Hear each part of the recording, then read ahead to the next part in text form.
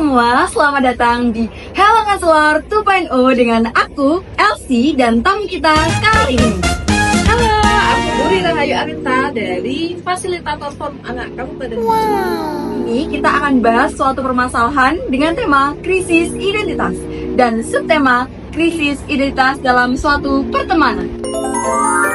Gini, kan kita udah mau masuk jalan baru nih. Nah, pasti banyak banget kita bakal ketemu teman-teman, orang-orang baru. Nah, kira-kira seberapa penting sih lingkungan pertemanan yang positif buat kita saat ini? Oke, jadi teman-teman, kenapa sih kita harus memilih lingkungan pertemanan yang positif? Karena lingkungan pertemanan itu mempengaruhi tindakan kita, aktivitas kita, dan juga hubungan kita.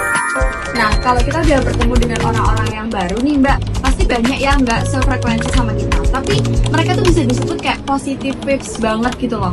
Dia benar-benar kayak sehat, dia saling mendukung tapi nggak sefrekuensi sama kita. Apakah itu pertemanannya sehat? Emang kadang kita ngerasa nggak sih ada teman-teman yang kelihatan menonjol, dia terlihat positif, kegiatan aktivitasnya banyak. Nah, hal yang bisa kita lakukan adalah kita berusaha bagaimana kita, kalau kita memang ingin menuju ke sana, berarti kita harus memantaskan diri kita untuk menuju ke circle mereka. Supaya apa? Kita bisa ngobrol hal-hal yang nyambung bisa.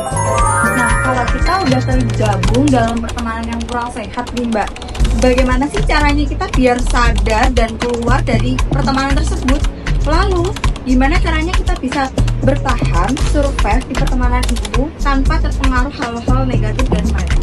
Hal yang negatif itu tidak selamanya terlihat, teman-teman. Kadang itu tidak terasa. Kalau sudah punya pemikiran ingin keluar, berarti artinya kalian sudah sadar kan bahwa kalian sudah berada di lingkungan yang buruk. Kalau sudah seperti itu, kalian itu satu step lebih baik mengajak diri kalian, meniatkan di diri kalian bahwa oke, aku mungkin berteman dengan dia, tapi aku tidak akan mengikuti aktivitas ataupun tindakan yang buruk yang dia lakukan. Kasih tips dong Mbak yang gitu buat kita gunain biar bisa beradaptasi dengan lingkungan pertemanan yang baru. Semuanya mengalami perubahan, dan perubahan itu tidak hanya di jenjang pendidikan saja, bahkan dalam berteman pun di sekolah pun kalian pasti ganti-ganti circle, ya nggak sih? Tips jitu apa yang kita butuhkan untuk biar bisa beradaptasi dengan lingkungan seperti itu? Harus ada keberanian dari diri kita. Jadi ada kemauan dari diri kita untuk mau berteman. Jangan merasa bahwa kalian itu tidak punya teman atau sulit mendapatkan teman, karena pertemanan itu adalah pertemanan yang diusahakan. Jadi tidak ada pertemanan itu yang benar-benar mengalir begitu saja. Jadinya kita tuh harus berusaha menyiapkan diri untuk mendapatkan teman.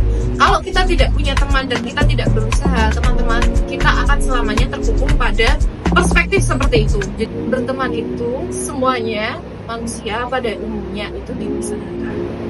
Nah, itu adalah last question dari kita pada hari ini tentang krisis identitas dalam pertemanan ya.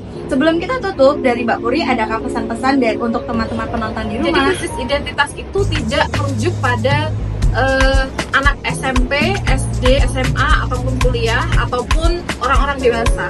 Semuanya akan mengalami krisis identitas. Kenapa sih krisis identitas itu muncul pada anak remaja? Nih ya, karena teman-teman, kalian itu berada pada perancangan fase dari anak-anak menuju pada dewasa.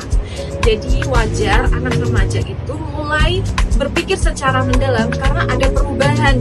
Yang tadinya kalian itu dibebaskan, sekarang kalian memiliki peran, memiliki tanggung jawab yang menentukan masa depan kalian. Ketika kalian mengalami hal seperti itu, segera cari tahu apa sih jarak terdekat yang kalian mau, menentukan langkah step by stepnya untuk menuju ke goals.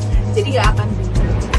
Nah, buat teman-teman yang mengalami keraguan nih, yang bisa banget untuk curhat ke Casa, yaitu chat sahabat anak. Bebas, kalian bisa curhat apapun, masalah apapun, tidak hanya masalah yang serius, tapi juga masalah pertemanan, circle, keluarga, dan juga pendidikan. Oke teman-teman, sekian dari kita ya. Nantikan Hello Counselor 2.0 periode 2 ya.